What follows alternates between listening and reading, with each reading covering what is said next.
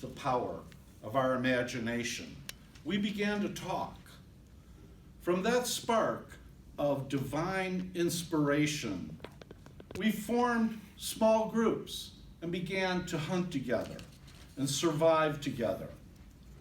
From that, we formed tribes and began to cooperate in new levels. From there, we formed small villages, and then towns, and then cities, and then even bigger cities. And now we have mega cities with millions and millions of people. As you know, we dominate the entire planet. We can even control the atom at our leisure. Welcome to the final Toastmasters meeting for Amped Toastmasters. I have the honor today to give one of the last speeches for this club. And coincidentally, it's on inspiration, Project 10, inspiration. And I'm glad that that was the objective today, because this club has been an inspiration for me to learn to speak better. It's been an inspiration that's helped me to speak better, I think. And I'm sure it's been an inspiration for many, many people over this long history of this club. So I had to give a shout out about how it's been inspiring for me and many others. And I'm very, very grateful for this club and the way that it's helped me improve being a better speaker, at least. So it's only fitting that my speech is on inspiration. Before I get off on a tangent of gratitude, I have to get back to what my speech is about, inspiration. So what is inspiration anyway? I think inspiration is as close as you can get to love. In fact, almost everything in history, most of the great inspirations of all time came attached with this beautiful, amazing love story that went in parallel with it. Inspiration is such a dynamic and powerful force in the universe and in our lives that it can come from inside of us, just from divine inspiration, but it can also come from outside of us in many ways.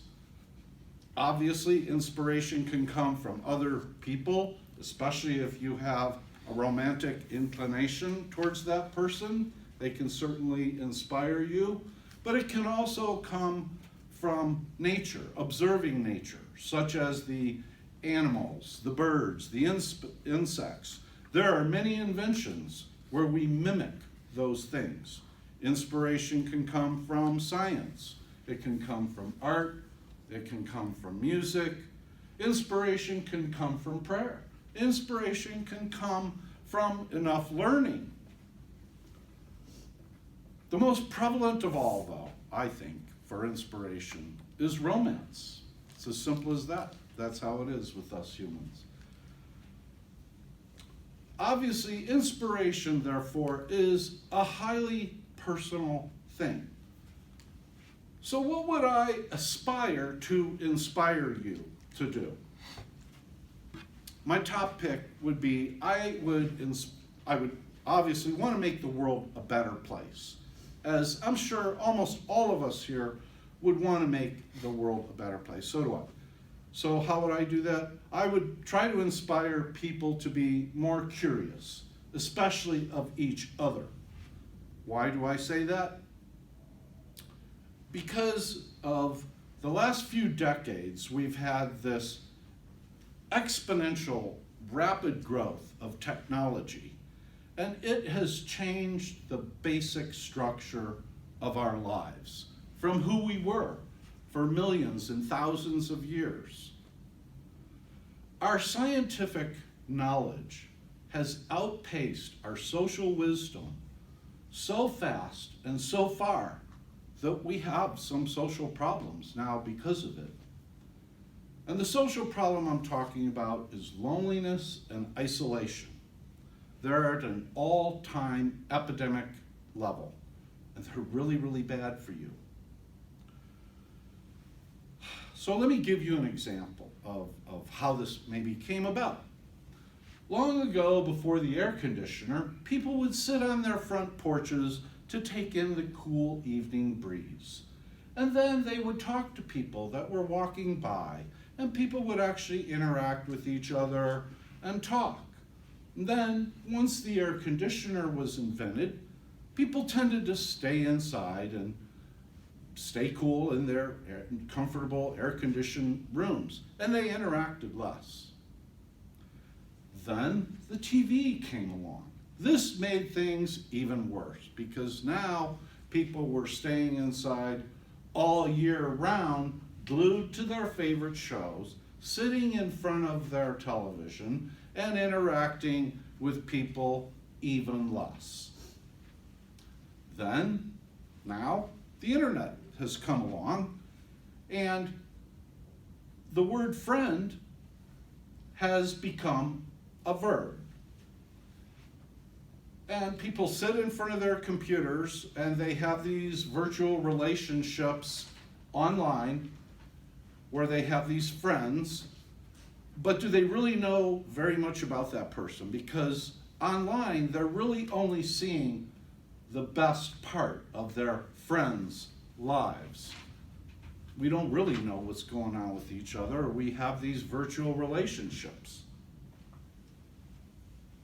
In fact, social scientists have coined the term social media paradox. And what they're saying is, yeah, we are more connected now to each other than at any other time in history.